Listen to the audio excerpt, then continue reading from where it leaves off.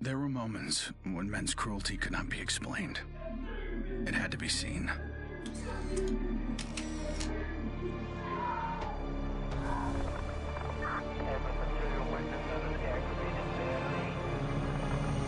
The perfect shot pierced our numbness, sent up a flare to save the next generation, and said, "This is where we've been.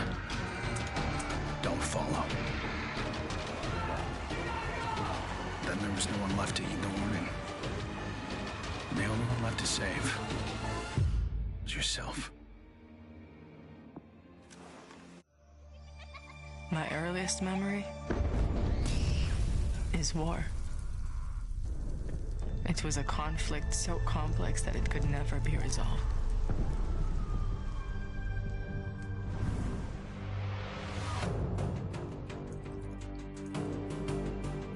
But this war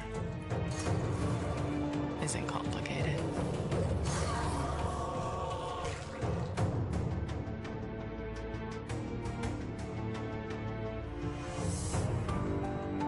Death is still heartbreak.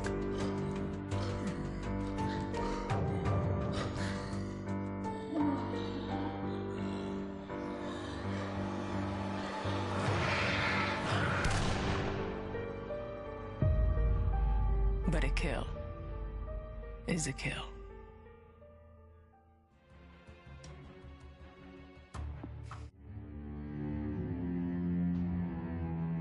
Don't play in the dirt, Ethan. Stop fighting, Ethan. Be polite, Ethan.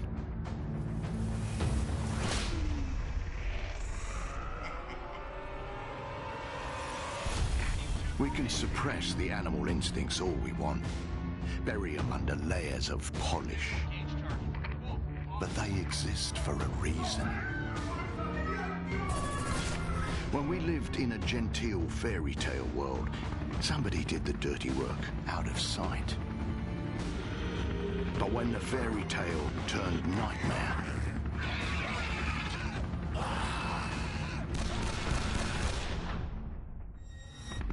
those instincts were the only thing that kept us alive.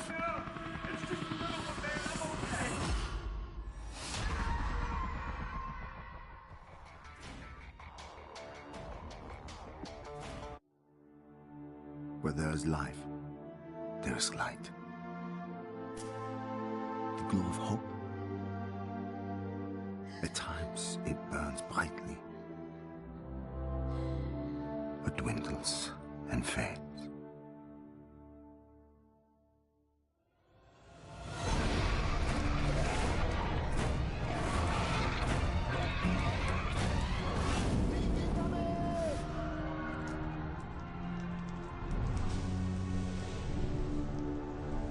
But once it is lit,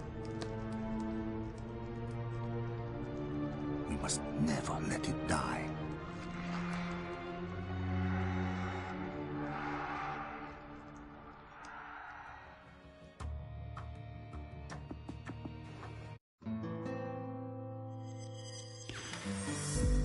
I was born into this life. I suffered for it. And reaped the rewards. I could tell you that I didn't want it. That I tried to get out. But I got no reason to lie anymore.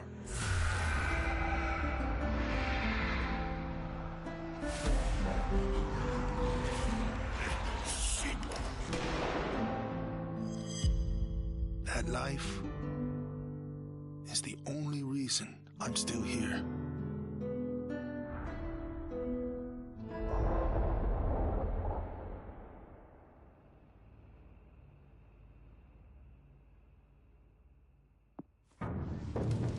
We're so small, really. Insignificant. In the grand scheme, one life means so little. You dedicate yourself to a principle. But in the end, it's out of your control.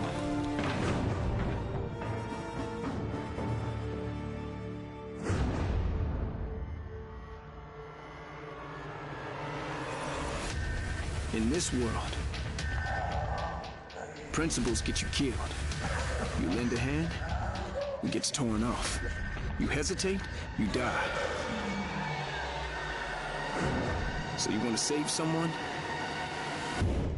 Save yourself.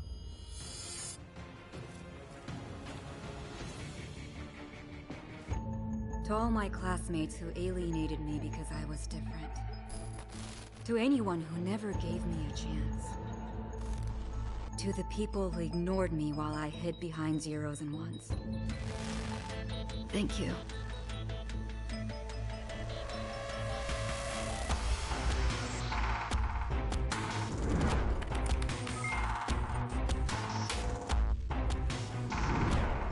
Without you, I would never have made it this far.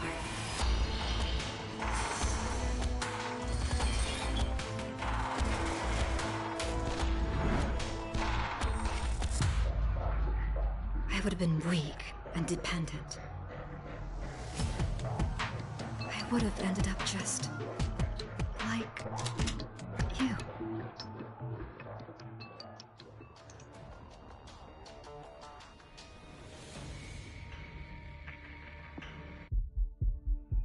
There's never a moment when you forget. It's there when you fall asleep and when you wake up. You keep going over the things you should have done. I should have stayed home that day. I should have held on.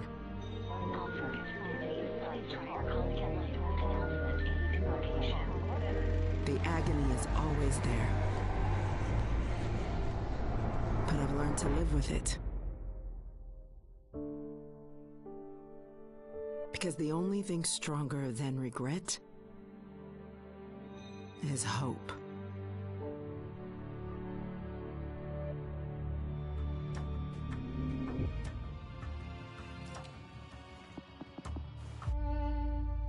I was never afraid of Cachet the Deathless. I laughed at the fairy tale of this undead phantom.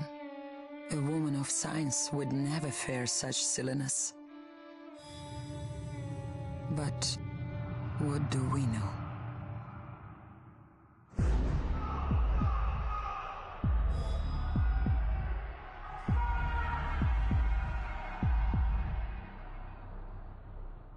Science cannot explain what I've seen. And in the face of such horror, there is no logic.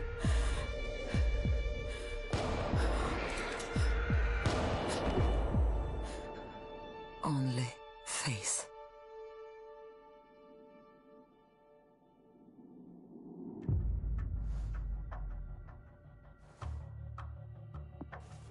I was just a boy when the Soviet Union collapsed.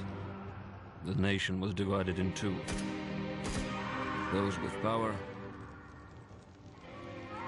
and those without. At 8 years old, I learned the price of weakness. And I vowed never to pay that price again. I became the strong man. I gathered wealth, influence, and power. But nature is indifferent to the hierarchy of men. Once more, she burned my world to ashes, leaving only bitterness and the rage I would need to survive.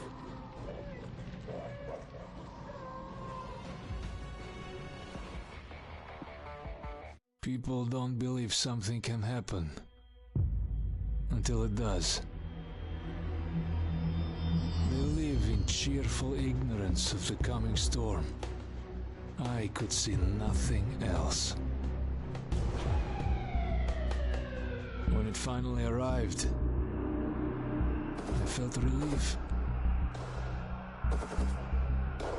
At least now the danger had taken shape. Now, I had a target.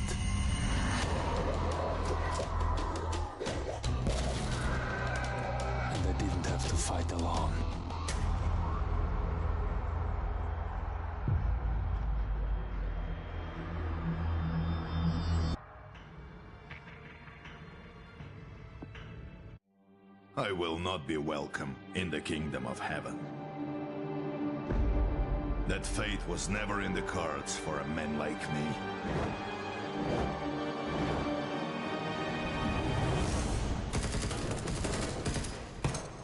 The Lord had other plans.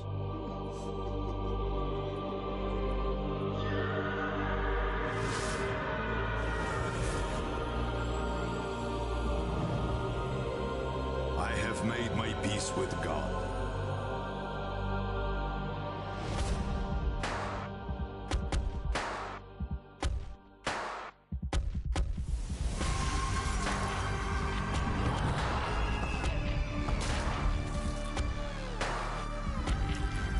He is with me in this life. And that is enough.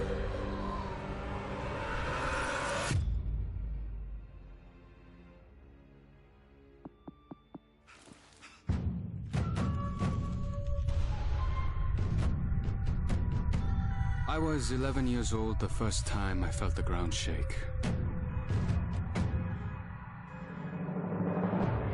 My instinct was to leave. But my grandparents wouldn't hear of it. This is our home, they told me. We don't leave. I came to live by that code. Earthquakes, tsunamis, typhoons, they're all part of life here. We accept them. We don't leave. When the evacuation was announced, I rejected it. This wasn't our way. Then I saw them.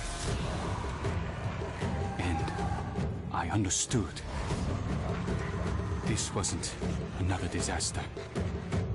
This was a war.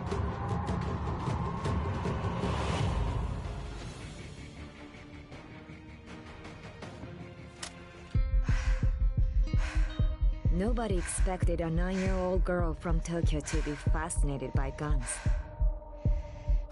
Nobody imagined a 22-year-old university senior would drop out and train for the biathlon. Nobody believed that the daughter of a salaryman could win Olympic gold. And nobody predicted that a necrotic plague would decimate our planet's population. But life is all about the unforeseen.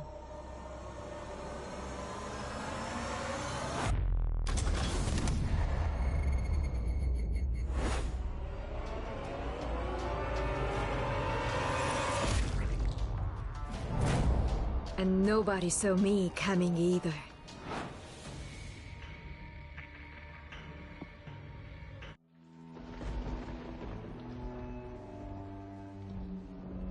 I always wanted to be a cop. Thought I could do some good. But the scum on the street kept destroying lives. While I was wrapped up in red tape.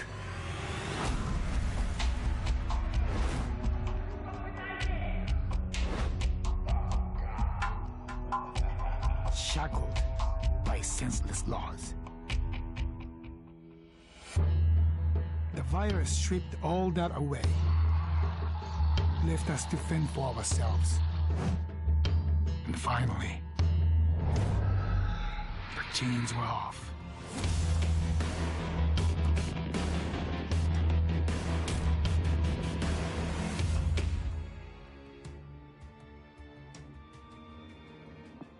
Growing up in Tokyo, you either became a salaryman or you were a waste. If you asked around, it's safe to say I was the latter. They said I lacked self-control, that I shamed my family. So my father sent me off to relatives in the States. Turns out, Americans care a lot more about earnings than honor. Which worked out fine. Until the Zeke showed up.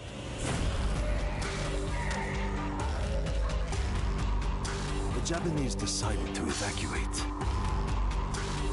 They didn't have the firepower to fight. But I had special skills. So when everyone else was leaving, I went home.